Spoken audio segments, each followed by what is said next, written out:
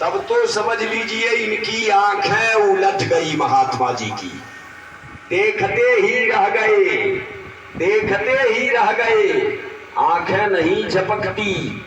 इतनी सुंदर, ऐसी सुंदरी तो स्वर्ग में भी कोई नहीं होगी। हे देवी, तेरा नाम क्या है? उन्होंने कहा मेनका। महात्मा जी ने कहा कि क्या तुम मुझसे वरण करेगी? हे सुंदरी, तू मुझसे वरण कर ले, मुझसे विवाह कर ले। अगर तू मुझसे विवाह कर लेगी तो मेरा जीवन धन्य हो जाएगा। भगवान की प्रेरणा है कि महात्मा श्रृंगी के मुख से हमारी निकल रही है, जैसे भगवान की प्रेरणा थी कि नारद जी स्वयंवर में चले गए थे। वो अभी तो भगवान की प्रेरणा थी। आज महात्मा श्रृंगी को प्रेरित किया है परमात्मा ने। विवाह के लिए जो है आतुर हो गए, इस सुंदरी कन्या को देखकर आतुर हो गए। तो जब विवाह के लिए आतुर हुए तो अपनी ओर आकर्षित कर रही है।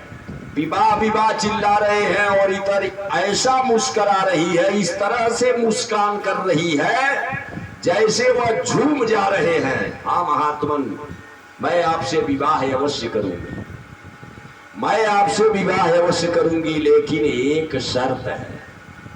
महात्मा जी ने कहा बस एक शर्त? अरे लाखों शर्त तुम्हारे होंगे, मैं पूरा कर दूंगा, आप शर्त तो कहो। इन्होंने कहा हे महात्मन, आप पहले वचन दीजिए हमें, आप हमें वचन दीजिए। उन्होंने कहा कि मैंने तुम्हें वचन दिया, मैं जिसको कुछ कह देता हूं और ज्वलंत शक्ति को अपने आंखों से उतार करके महात्मा श्रृंगी ने अलग रख दिया था, नहीं तो जल जाती मेनका। समझ गए? उस दृष्टि को उतार करके रख दिया था श्रृंगी ने। तो मेनका ने कहा कि एक शर्त है। महात्मा जी ने कहा कैसी शर्त? कहा कैसी शर्त है? तो मेनका ने कहा कि हे प्रभु, आपको अगर मेरे साथ वैवाहिक धर्म का निर्वहन करना ही है तो यह शर्त हमारा मानना होगा कि आपको मेरे साथ अयोध्या चलना होगा। और वहां पे एक राजा निवास करते हैं जिनका नाम महाराज दशरथ है। उनकी 3 महारानियां हैं, पुत्र कोई नहीं है। पुत्रेष्टि महायज्ञ का आयोजन उन्होंने किया है और उसी यज्ञ का आचार्य आपको बन करके यज्ञ का संपादन आपको करना है। अगर यह शर्त मेरा आप स्वीकार करें तो मैं आपके वचन को स्वीकार करूंगी। अगर मेरा आपने स्वीकार नहीं किया तो आपका भी जो है मैं स्वीकार नहीं करूंगी। उन्होंने कहा, महात्मा जी ने कहा चल, किधर है अयोध्या? मुझे स्वीकार है, तू आगे आगे चल, अयोध्या दिखाओ मुझे, जितना जल्दी हो सके यज्ञ करवा दूंगा और उसी यज्ञ मंडप में मैं तुमसे विवाह कर लूंगा। आगे आगे चली मेनका, आगे आगे, और पीछे पीछे महात्मा जी अपना कमंडल और डंडा इत्यादि जो भी रहा इनके पास, मृग चर्म वगैरह लेकर के अयोध्या की ओर जा रहे हैं। और वहां पे सरजू मैया का जब तट आया, सरजू जी का जब तट आया तो उस तट को देखा महात्मा जी ने। मेनका ने कहा, हे महात्मन, ये वही सरजू है जो अयोध्या को पावन बनाती हैं, अयोध्या के सौंदर्य को बढ़ाती हैं, अयोध्या के गरिमा को बढ़ाती हैं, उनके महिमा की, उनको ख्याति की पताका आकाश तक लहराती हैं। ये वही सरजू हैं।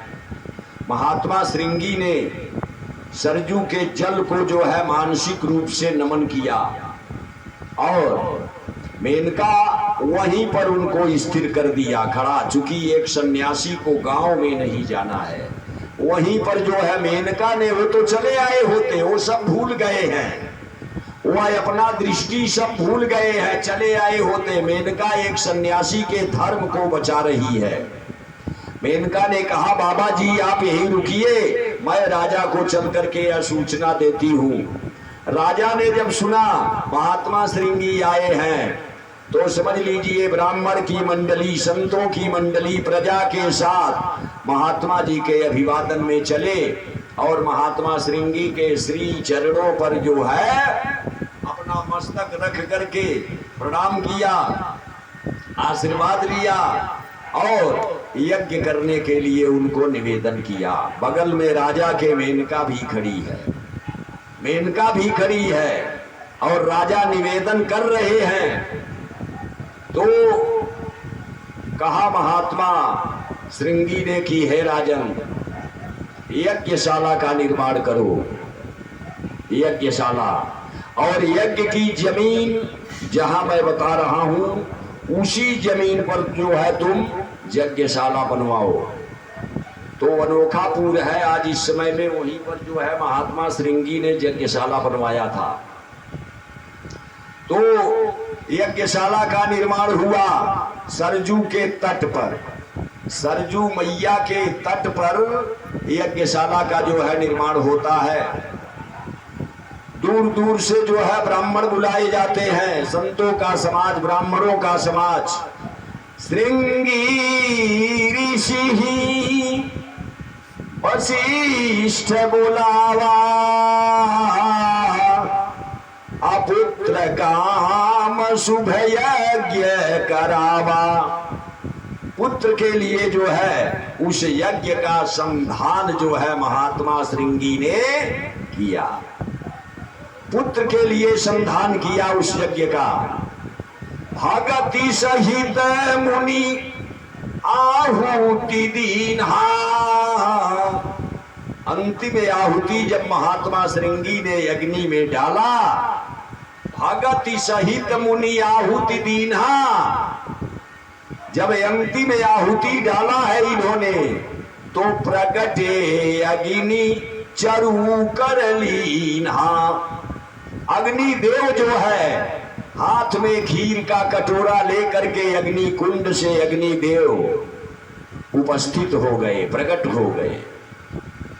हाथ में अग्निदेव महाराज के हाथ में खीर का कटोरा है, बड़ा सा कटोरा है, भर के खीर जो है उसमें लिए हैं। यज्ञ के जजमान राजा हैं महाराज दशरथ। दशरथ जी को इशारा करते हैं, ऐ राजन, यह खीर अपने हाथों में स्थापित करो, या अपने हाथों में लो, जैसी मैं बताता हूं वैसी ही जाकर के अपने राज दरबार में करो। अग्निदेव ने कहा कि यह हवि बाटी देव निपजाई, हे राजन, इस हविष्य को, इस खीर को घर ले जाकर अपने तीनों महारानियों में यथा योग्य भाग बना करके बांट दो, उन्हें खिला दो अपने आंखों के सामने। यह हवि बाटी देव निपजाई, अजथा जोग जेहि भांति बनाई। वो नहीं बताया कि इतना उनको देना तो इतना उनको देना, उन्होंने कहा जथा जोग, यानी जो जैसी आपकी मर्जी हो उसे अनुसार जो है तीनों महारानियों में आप बांट दीजिएगा। उन्होंने खीर का कटोरा अपने हाथ में ले लिया और भगवान की लीला देखिए, श्रीमन नारायण की लीला। उन्होंने महात्मा श्रृंगी के हृदय देश से वह विमल बुद्धि जो है, जो उनकी माया में फैल गई थी, उस माया का हरण कर लिया। और जब माया का हरण कर लिया श्रृंगी का, तो उनकी बुद्धि निर्मल हो गई और तुरंत वहां से जैसे बेचैन पशु भागते हैं वैसे वह भाग करके अपने कुटीर में चले गए, वहां से कुटीर में चले गए। और यहाँ राजा जो है खीर का पात्र लेकर के दरबार में आया। राज दरबार में बड़ी महारानी कौशल्या को बुलाते हैं, मझली महारानी कैकेयी को बुलाते हैं और छोटी महारानी सुमित्रा जी को बुलाते हैं। तीनों को इन्होंने बुलाया और अब देखिए बांट रहे हैं उसे।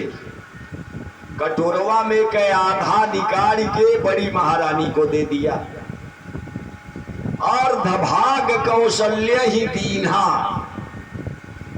आधा तो जो है निकाल करके कौशल्या को दे दिया और अब आधे न बचल आधा तो दिया गई बड़की जने के, अब इनको जने बाड़ी 2 जने, अब आधे बचल बा। अब उभय भाग आधे करी लीन्हा, जौन अधवा बचल है वो में आधा आधा कही गई। आधा तो दे दिया, बच गया आधा, अब उसे आधा में कर दिया गया आधा।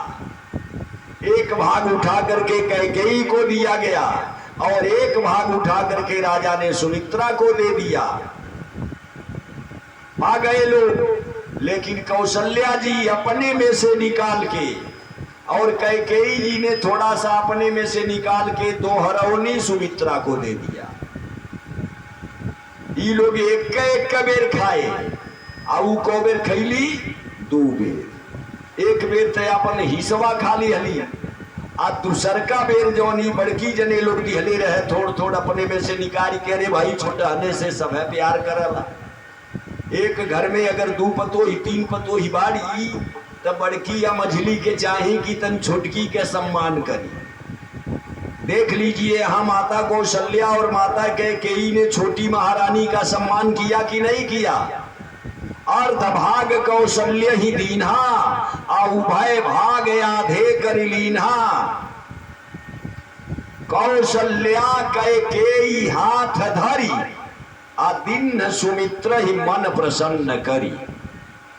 ये माता कौशल्या और माता कैकेयी ने अपने हक हिस्सा में से निकाल करके दोबारा जो है माता सुमित्रा को दे दिया।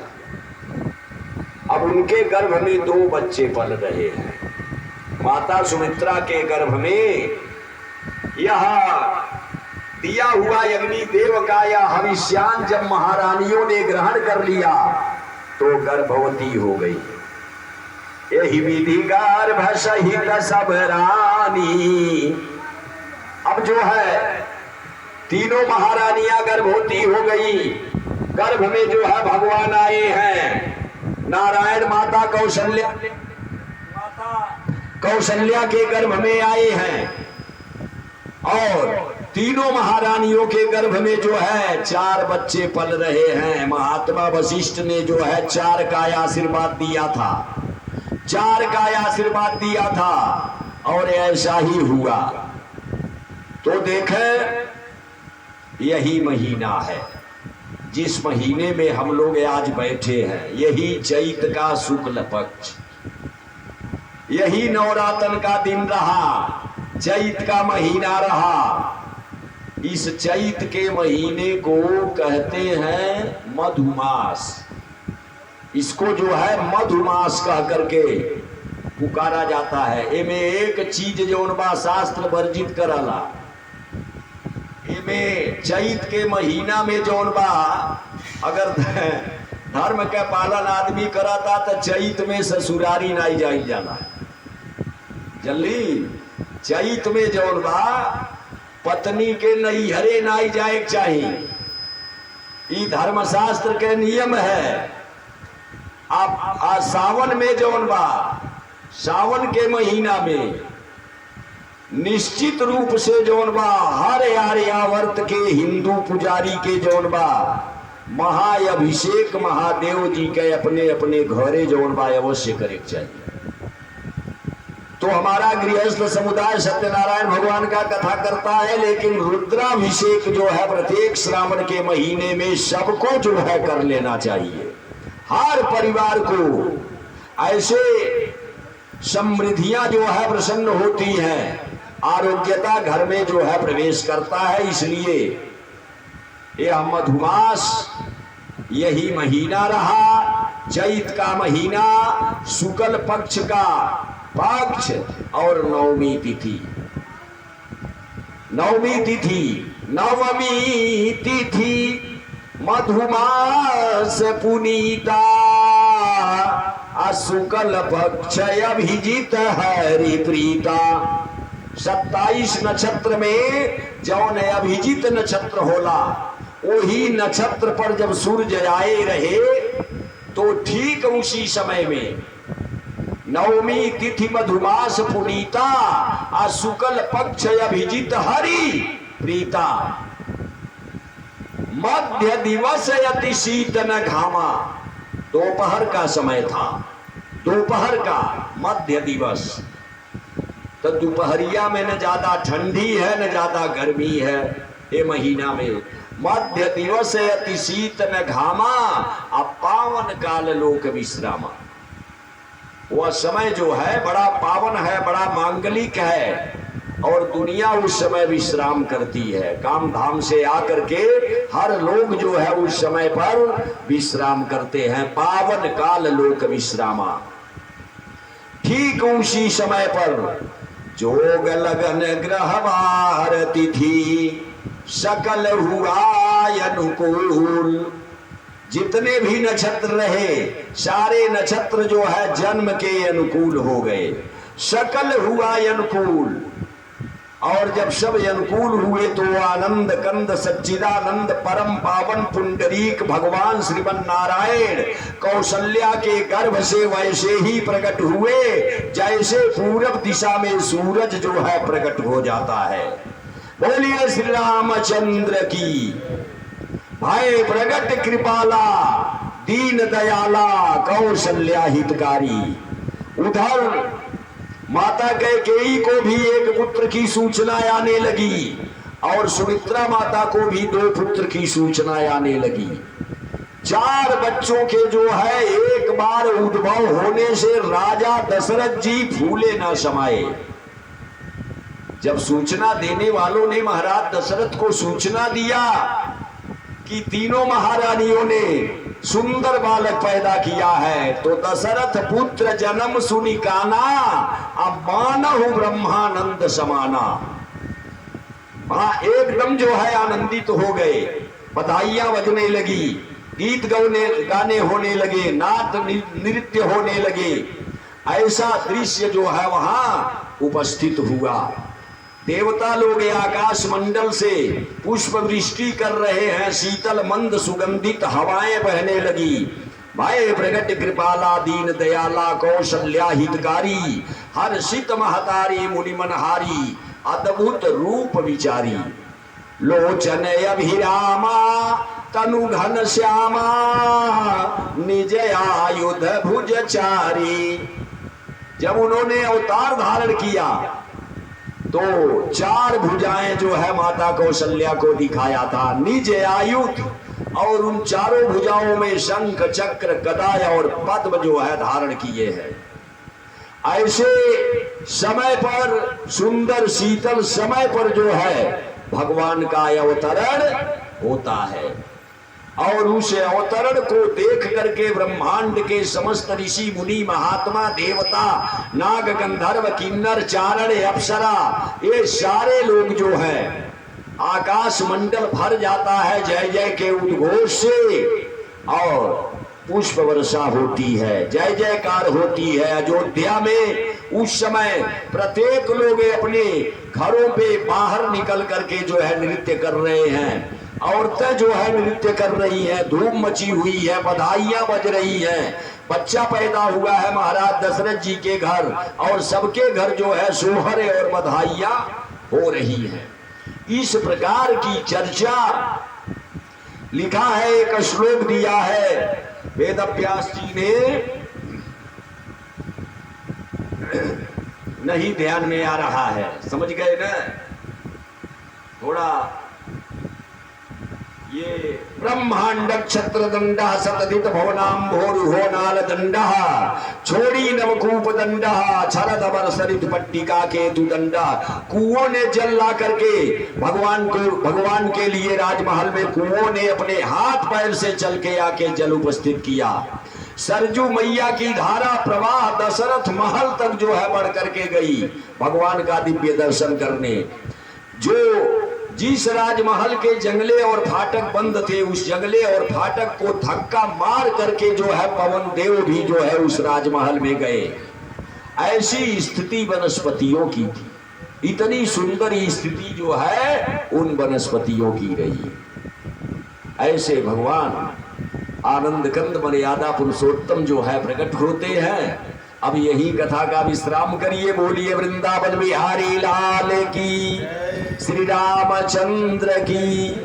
श्री लखन लाल भरत लाल की, श्री शत्रुघ्न लाल की। जय जय सीताराम। चलो भाई आज लाइए भगवान की आरती कर लीजिए और रामावतार की आरती करिएगा, रामावतार की।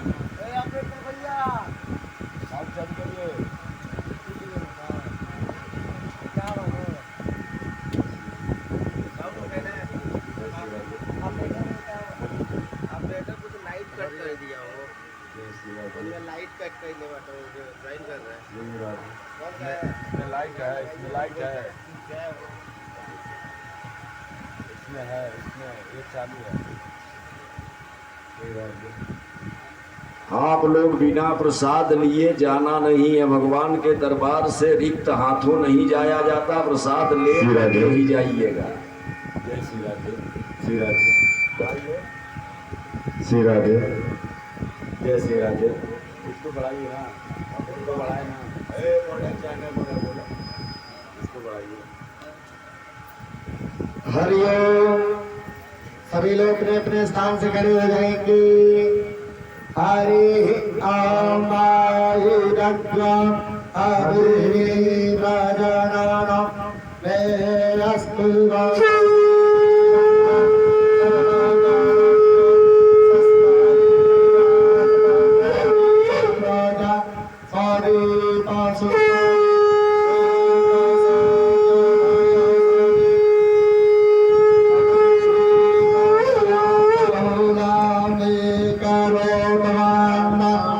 करो